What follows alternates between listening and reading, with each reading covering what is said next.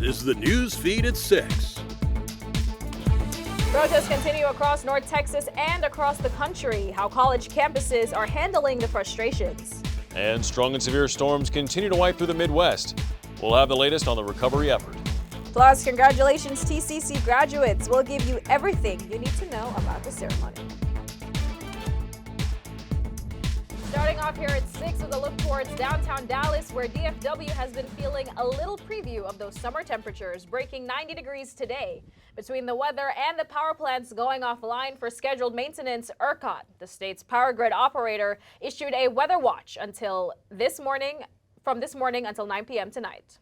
As you can see with the supply and demand chart, it's supposed to get a little too close for comfort here in the next few hours. Now, to be clear, Texans are not being asked to conserve power, but we will keep our eyes on it. Glad you could join us. I'm Isabel Price. And I'm John Patterson. We're going to start our forecast off today with a quick look at the weather.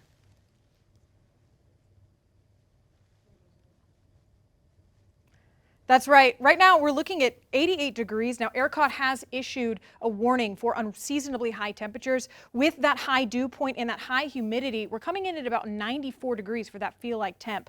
Partly cloudy skies. With that may come scattered showers. However, that precipitation really isn't coming until tomorrow. Now, across the Metroplex, you'll notice consistent high temperatures. Dallas, 90. Fort Worth, 88. Up north, Denton, 90. McKinney, slightly cooler at 88 degrees.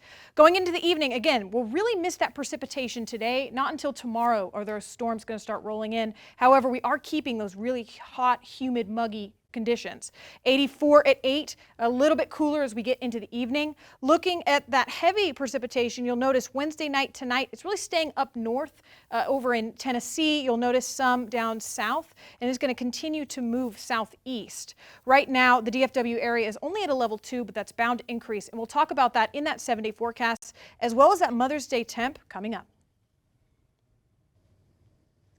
All right, thank you, Lauren. And we've been following those devastating floodwaters across Texas, which caused the US 90 bridge at the Trinity River in Houston to close down. As you can see, the bridge was submerged from the floods. Over the weekend and into this week, residents are recovering from the disaster, which claimed at least one life. The body of a 4-year-old boy was recovered near Fort Worth on Sunday, as search and rescue teams statewide continue to patrol the streets and neighborhoods. It's the first reported fatality from recent storms that have prompted disaster declarations from over a third of the state's counties. Laura Aguirre brings us the latest as their rescue teams continue their efforts. With swollen rivers still rushing, the rescues keep going. We're at close to 400 rescues. It was a busy weekend that continues for first responders across flood-ravaged portions of East Texas. We've definitely had a lot of water in places that I have in my life I've never seen. Despite the rain easing in the state Monday, unrelenting storms over the past 5 days have dumped over 10 inches of water in some areas between Dallas and Houston.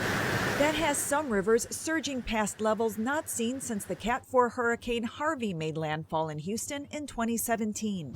The fierce current, just one challenge facing rescue teams. You don't know what's in the water, whether it's ants, whether it's snakes, whether it's spiders. When you have these flash flooding events, many times, unfortunately, they catch people off guard. In several cases, people handing over pets before they get in a boat. They know that their pets are like family members to them.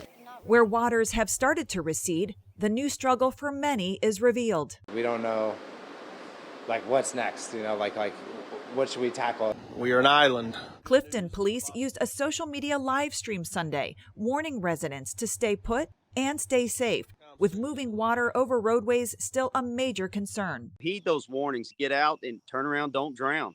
The National Weather Service reports several dozen river gauges are still at some level of flooding, from minor to major.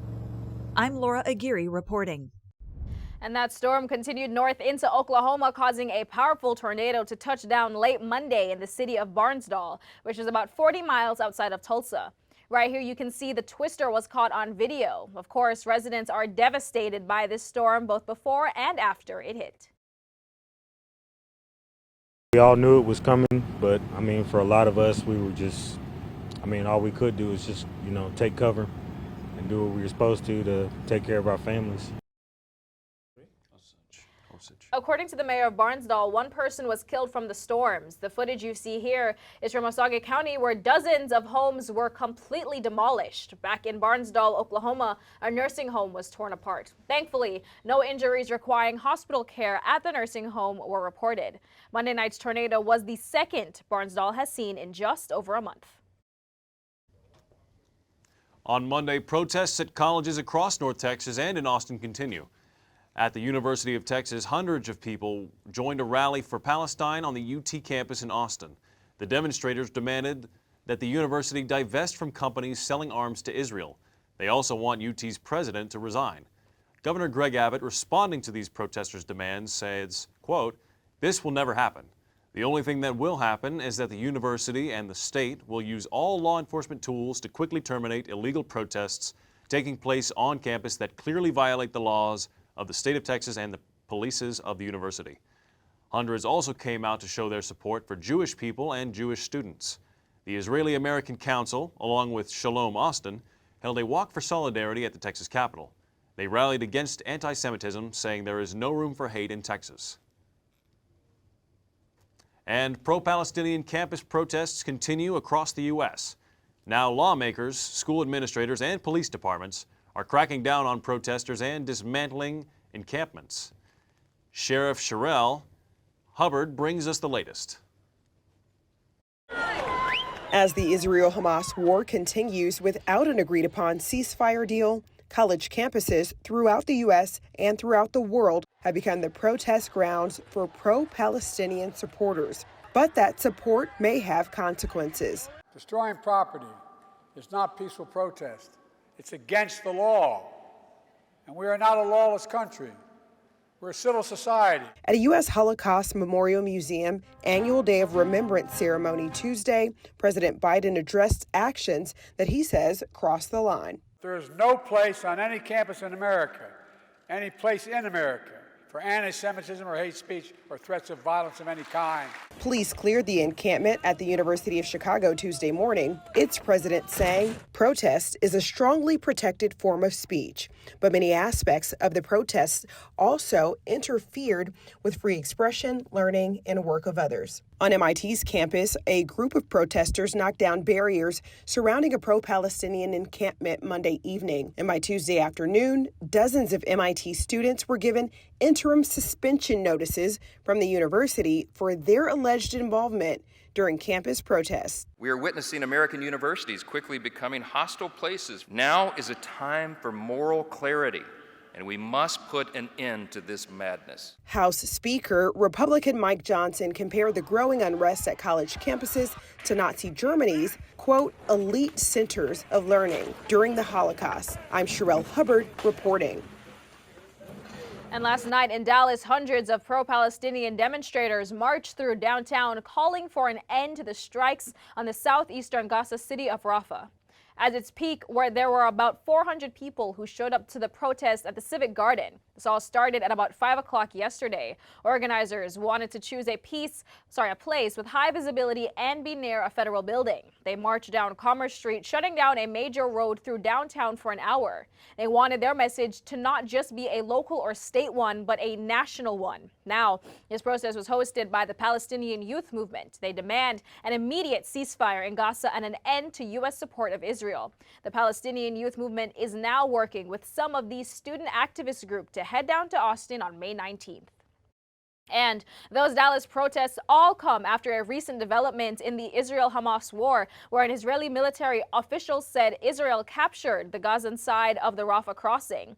It's a vital entry point for much-needed aid. The White House says the movement and airstrikes aren't necessarily the start of a major offensive. In fact, Israel claims that they are a ceasefire negotiating tactic, but analysts worry for the millions of civilians taking refuge in the city, as Amy Kiley reports. Apparent gunfire sounds out of Rafah today heard over the border in Egypt. They're amid an Israeli military operation that left multiple people dead, according to Palestinian civil defense. It comes hours after Israel urged people to evacuate certain areas. It also follows celebrations over Hamas's agreement to a ceasefire and prisoner exchange.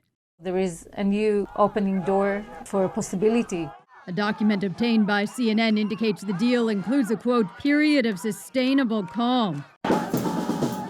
Protesters in Israel are urging their leaders to accept the offer and get back hostages. But Prime Minister Benjamin Netanyahu and his war cabinet aren't on board yet. He wants a ceasefire and a hostage return, but not a permanent ceasefire.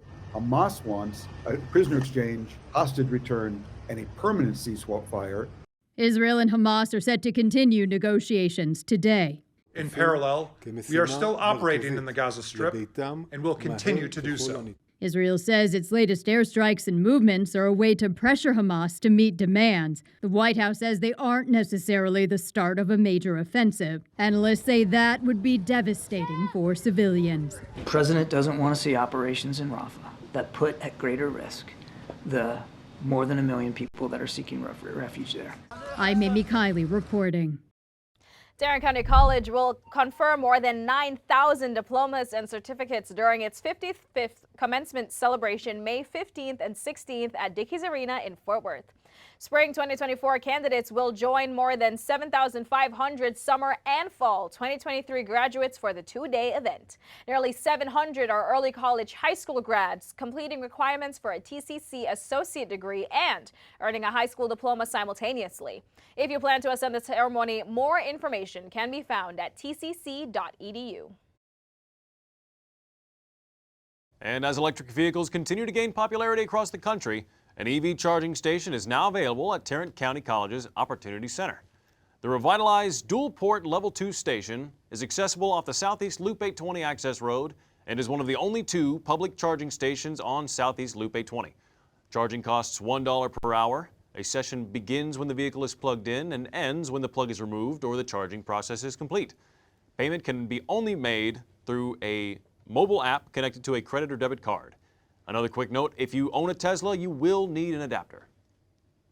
Happening tomorrow, TCC's Board of Trustees are set to meet for a work session, followed by an official meeting. They plan to review and approve many proposed actions. The board will also hear into the Chancellor's report and informational memo regarding the review of recommendations on policy on free speech and anti-Semitism following protests on college campuses nationwide. They will convene at 3 p.m. on the Trinity River campus. As always, students and the rest of the community are encouraged to make public comments to the board. Police are filing charges against a Dallas priest. We'll have specifics on the charges and the accusation against him, all coming in the next 2 minutes. Put a frog in a pot of boiling water and it'll jump right out. But put a frog in a pot of cool water and slowly heat it up, and that frog will boil. As veterans, we can tell ourselves the lie that it's easier to stay in that boiling water, to disconnect. But you've never been interested in easy. You are not a frog. Find resources at va.gov/reach. You know you don't have to wear your PT gear anymore, right? It's comfortable. So how's civilian life treating you? It's fine. When I got out, I didn't want to admit that there was anything wrong because it felt like a failure. And then I realized, there's nothing to be ashamed of. So I started talking to someone. Maybe you are fine, but if you're not, it's okay. Thank you. If you or a veteran you know needs support, don't wait. Reach out. Find resources at va.gov/reach. I taught for 20 years, but I started forgetting my lectures. Eventually, he had to quit. My therapist recommended we go to the doctor. The early Alzheimer's diagnosis allowed us to take control of the situation. He's been such a positive force and so loving. Thank you. You're welcome. If you or your family are noticing changes, it could be Alzheimer's. Talk about seeing a doctor together. Garland police announced the arrest of a priest with the Catholic Diocese of Dallas. 34-year-old Ricardo Reyes Mata is in jail, charged with indecency with a child. Police say the allegations are based on a visit to 2 juveniles at a home in Garland. The Dallas Catholic Diocese tell us he was immediately removed from all public ministries when the diocese learned of the allegation. And a bill that combats online child sex abuse was signed into law by President Joe Biden yesterday. The law increases penalties for providers from $150,000 up to $1 million per violation. It also boosts requirements for internet providers and websites to better protect kids on the internet. They will also be asked to hand over reports to the National Center for Missing and Exploited Children whenever they believe a child is being abused online.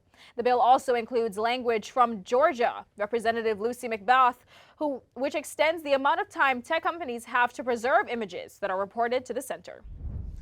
During a joint Trump-RNC fundraiser at Mar-a-Lago on Saturday, the former president brought a handful of his potential running mates on stage. Some of those on the short list for vice president made high-profile TV appearances after the event.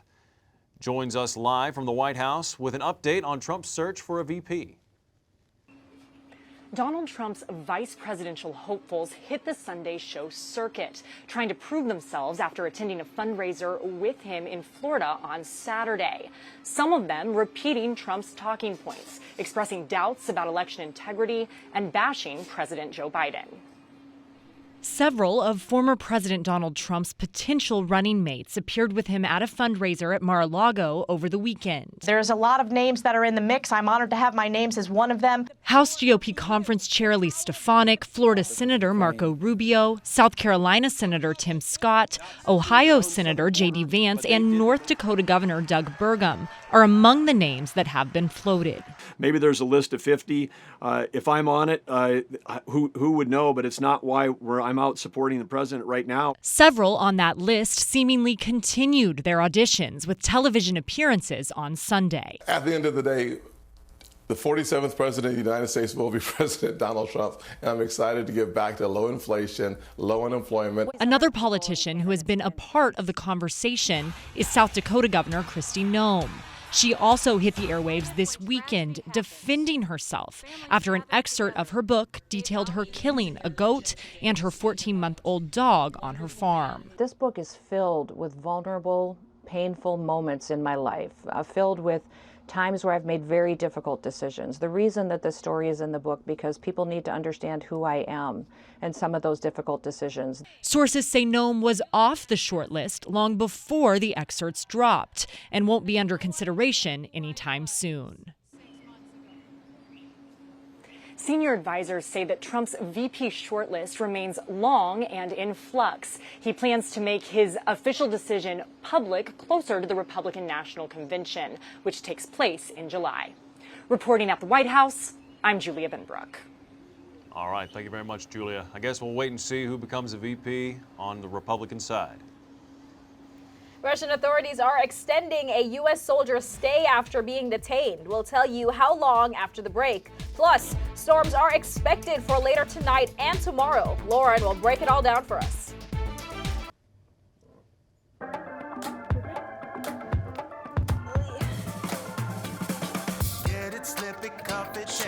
Rest. And this is the Get kick it, to the weather. slip it, cuff it, very fun. check it. Yeah, read it. High blood Oh, you pressure want it? silently Coming affects up. millions of Americans.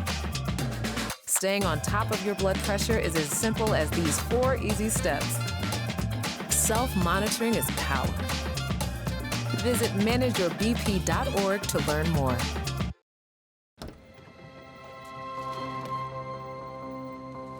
The impact of a meal goes well beyond feeding our bodies.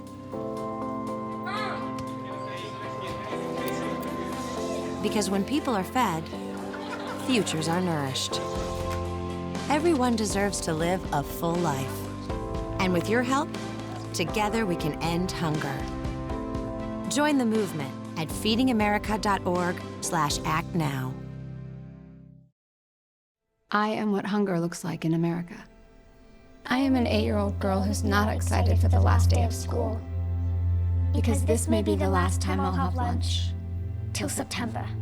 I am a single father of 2 who works 3 part-time jobs, and that's still not enough to put food on the table. I was created by artificial intelligence from faces of the 1 in 8 Americans who struggle with hunger.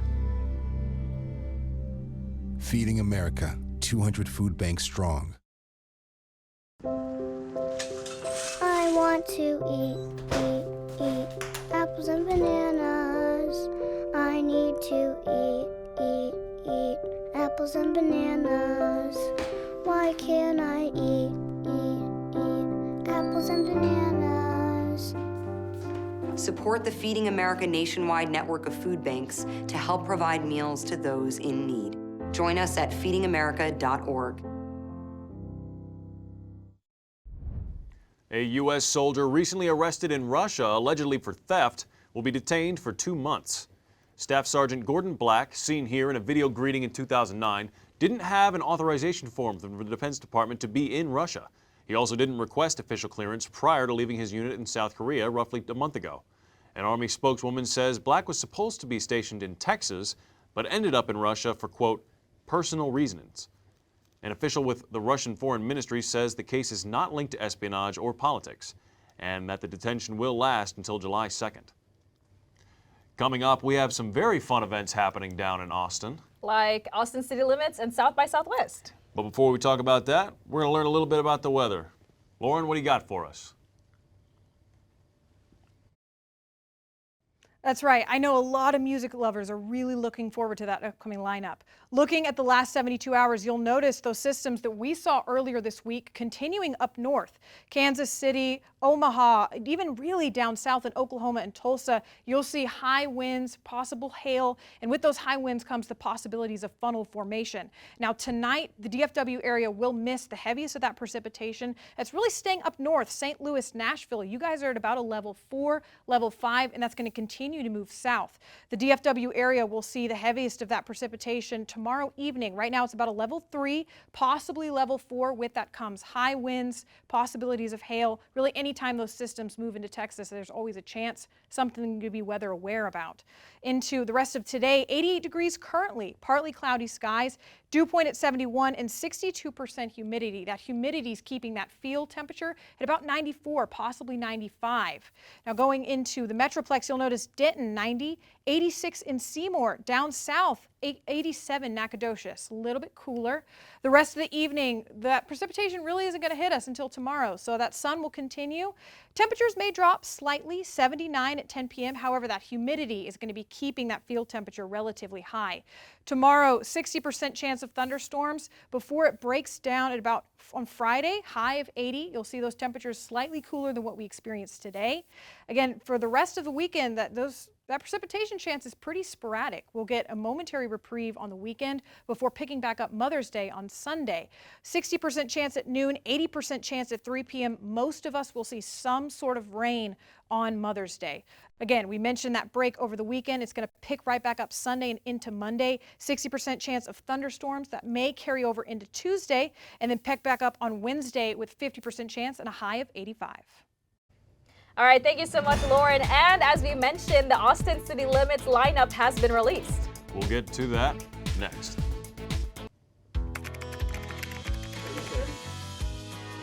How you doing? Hey, Mason. Hey, Mason.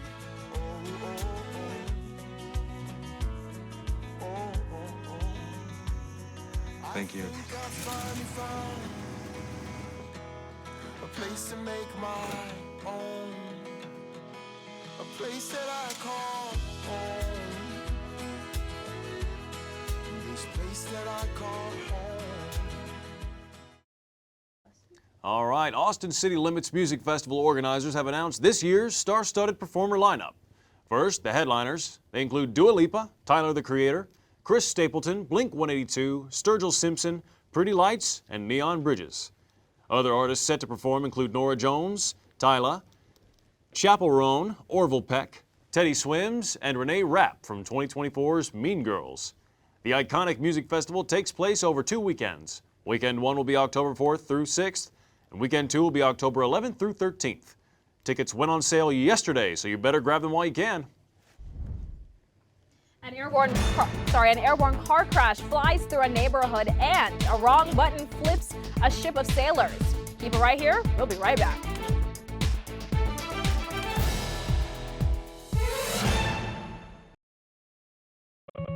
Julie was always a voracious reader. She carried 2 novels on an airplane because she'd read one on a 3-4 hour ride. And at some point, I began to notice that she would read a page and couldn't remember what she had just read, and she'd have to go back and read it again. I don't remember much these days after I read, but less does for me and I love it.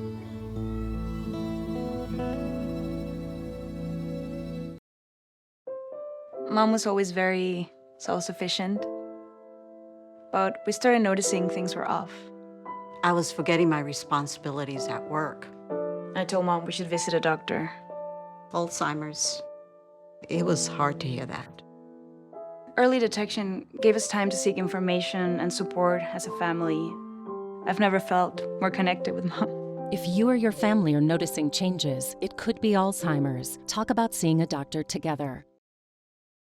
Hi, I'm Ryan Blaney, a third-generation race car driver. And we dedicate a lot of our time to going as fast as possible. But when my grandpa was diagnosed with Alzheimer's, it was a very unexpected bump in the road for us. It's important to notice if older family members are acting differently, experiencing problems with their memory, or having trouble with routine tasks. Early detection of Alzheimer's can give your family time to explore support services, make a plan for the future, and access available treatments. If you or your family are noticing changes, it could be Alzheimer's. Talk about seeing a doctor together.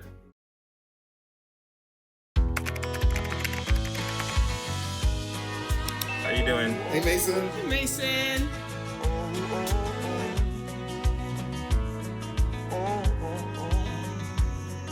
Thank you. A place to make my own. A place that I call home. This place that I call home. All right, welcome back. A car that lost control and went airborne left a lot of questions and scared a lot of residents, including one who investigates car crashes for a living. He caught the whole thing on camera. Jeremy Roth has today's Take a Look at This. Honestly, I thought a bomb dropped. That was the reaction of a Phoenix homeowner when an out-of-control speeding car went airborne and nearly landed on his property. Daniel Miller says cars speeding through is nothing new, but nothing could prepare him for this surreal and sudden crash. I felt and heard thunder shaking the house for about 4 seconds, and then a bright flash. Extremely bright. Amazingly, the flipping car just avoided Miller's shed, but the driver fled on foot, leaving behind the wrecked vehicle, skid marks in the road, and concerned neighbors. For Miller, a claims adjuster who investigates car crashes, this one definitely hit close to home. I'm surprised it didn't land in my backyard or in my shed. It could have come right through the wall. Another caught-on-cam crazy crash, this one on a Virginia highway, where a dash cam captured a dump truck's calamitous clash with a highway overpass. It's unclear whether the truck's driver realized the trailer was upright before the bridge collision, but if so, someone's estimates on clearing the thing were clearly off.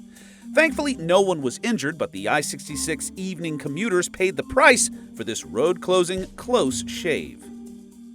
Finally, a miscalculation by a U.S. sailing team led to a spectacular sailboat crash during a practice race in Bermuda. The U.S. Sail GP team says a crew member literally hit the wrong button during a crucial turn, causing the ship to flip and spill its team. No one was injured, but the unfortunate error did cost the team their place in the race. For Take a Look at This, I'm Jeremy Roth. South by Southwest is heading across the pond. The annual Austin, Texas Festival is launching an edition in London. South by Southwest London will feature a mix of showcases for TV, film, music, digital innovations, and gaming. It will also focus on visual arts, design, fashion, and immersive experiences. Mayor Sadiq Khan says that this is a historic opportunity for the city. The festival will take place in June 2025. Tickets are set to go on sale in October. South by Southwest launched its first international offshoot last year in Sydney, Australia. And a new telescope image shows what looks like a ghostly hand reaching across a universe towards a defenseless spiral galaxy. It's being nicknamed God's Hand. It's about 1,300 light years away from Earth. The dark energy camera mounted on a telescope in Chile captured the image. It shows a rarely seen cosmic phenomenon known as a cometary globule, which is a type of dark nebula. They're unique because they have extended tails like those seen on comets. Astronomers still don't understand how cometary globules come to exist in such distinctive structures.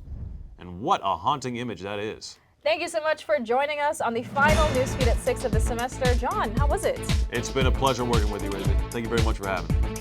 And I hope everyone's finals went well. We'll see you this Friday at noon. Have a great week and great news.